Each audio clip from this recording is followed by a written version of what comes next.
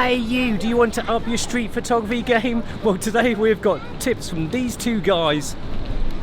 Hi, I'm Joshua K. Jackson, a street photographer based in London. I'm Craig Whitehead, better known as SixStreetUnder online, based in Cambridge. Now these days I hardly do any street photography, which is why I'm following these two guys for this tips video, because they're always on the street, and by that I don't mean they live on the street. So, always on the street people, what do I need first to get started in street photography? All you need is a camera, pretty much any camera will do, and a pair of comfortable shoes. Comfy shoes a must, burgundy trousers optionals, and yes, okay, a pair of socks too. Or off-black shoes for the hypebeast kids out there. The biggest challenge for anyone doing street photography early on is dealing with the fear and negative thoughts. And not in the sense of having a spider phobia or, ooh, my eyes are puffy today, but the doubts in your mind that prevent you from taking street photos. If you are scared or nervous, and that's a completely normal thing for any street photographer, that will maybe manifest itself in you standing too far back or you trying to conceal your camera. Sneaky is not the way, it will only serve to make you look even dodgier than you think you are. When it comes to shooting with telelenses from afar, some people might think that's a bit creepy, slightly pervy, but the perviness issue aside, you shouldn't start with a telelens first. You should get comfortable with shooting close to your subject. I used to shoot with a 12mm lens and get really close. Maybe don't get that close though. To the point that people, I guess, didn't understand that I would even be taking a photo of them. They had no idea. Now when it comes to optics, I'll just choose the one lens and work with that, and the prime lens at that, because with that limitation, it forces you to work to get that shot, to walk around, use your feet, and get out of your comfort zone. Keep it simple, 50mm or 35mm, standing further away versus more intimate. Great for people shots versus wider field of view, basically. The first time you really get in someone's face and you take that shot from a foot away, and they're just completely in their own world. The first time you do that and you realise they don't care, it just opens up everything for you. You can just get on with taking whatever photo you see. That's the first major hurdle we have to overcome, and for some, that might be a little bit too tough to make the leap, metaphorically, but for those who are finding it difficult, here's a quick tip from Joshua Jackson, not the one from Dawson's Creek. If you kind of assume the role of a tourist, so completely non-threatening, and maybe just pretend that you're taking a movie on your camera, and so long as you're not looking at someone whilst you're pointing the camera, they just assume that you are photographing something behind them or taking a movie.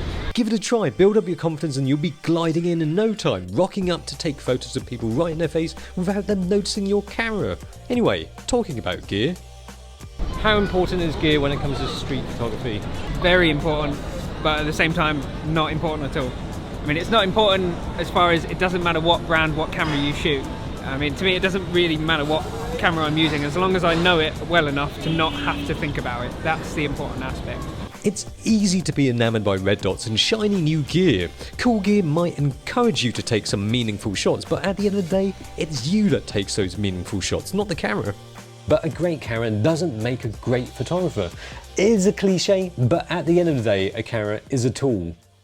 Working on upgrading your skills and practicing the craft of photography, rather than just thinking that a more expensive camera is the fast track to better photos. So upgrade yourself before your gear. With that in mind, let's look at how else you can upgrade your skills. Disclaimer, you can't buy these upgrades from your local camera store. Keep your camera around your neck or use a wrist strap, and just assume that there will be something worth capturing around every corner, and that your camera is set up and ready to go to capture those moments wherever you are. Speed is everything. The scene changes so quick on the street and it won't wait around for you. How you get it isn't quite so important.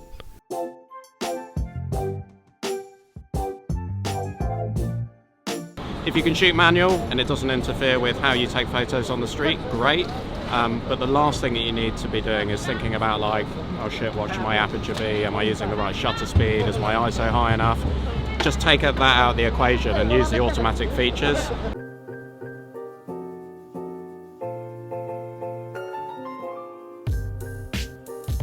There is no shame in using the automated modes. I mean, of course, it does help in some situations to know how to use shutter speed, like when you want to slow it down to get some movement in your shot. Quite often, however, you don't have the time to faff about with a shutter speed dial to get that shot though. You should be kind of set and forget and just focus on looking at what's going on around you.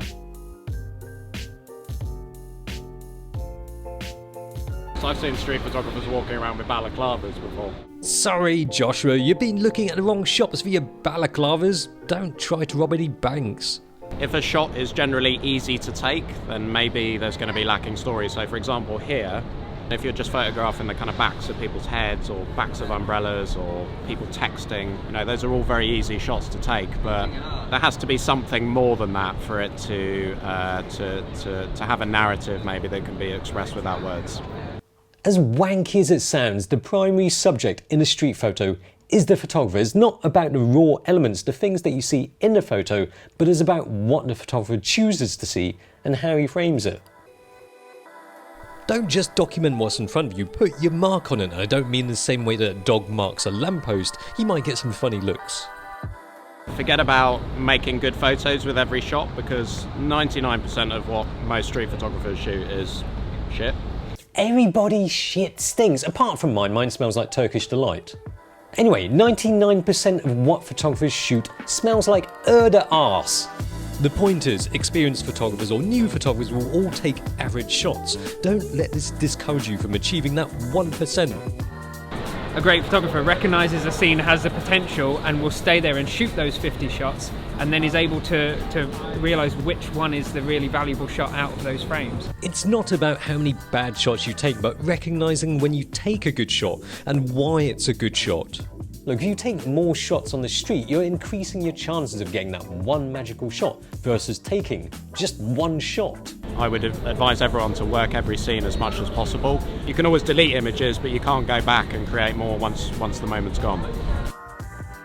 With street photography, it's not about turning up with the right weather conditions and taking your shot and then bam, it's in the bag. Things are a lot more uncertain.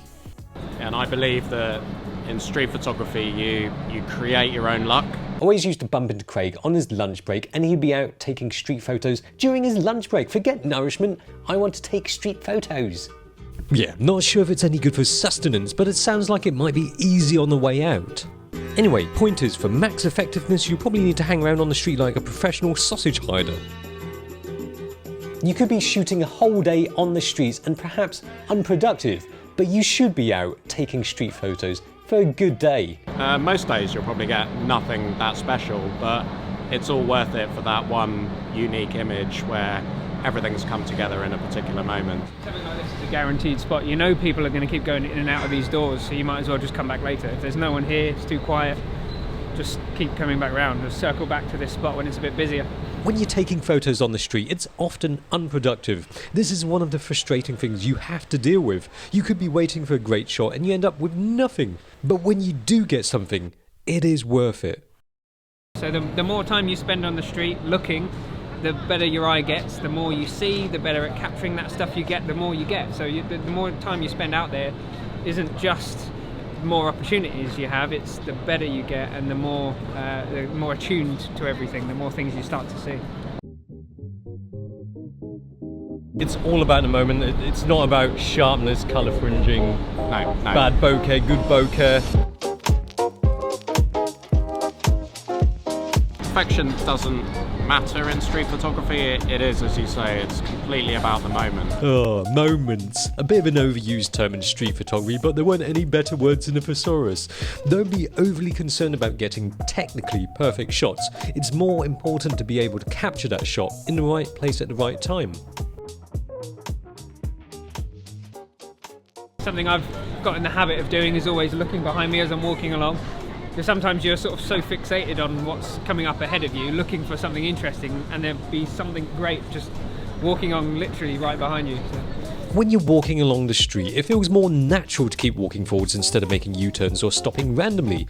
Forget about what feels natural. The street is your candy shop. Don't be afraid to window shop for an interesting image. And one last point about post-processing from these two Instagram people. I know there's a fashion for putting kind of heavy filters and presets onto images, but it's the moment and the story that really differentiates a kind of good photo from a great one.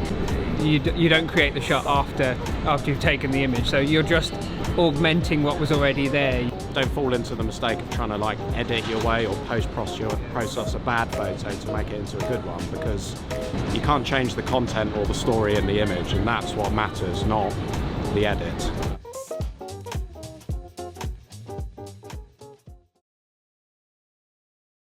So there we are, top tips on how to up your street photography game. Hope it helped, hope it inspired you, makes me want to go out and shoot some more street photos. And if you're not into street photography, I hope it helps your photography in other places that don't happen on the street.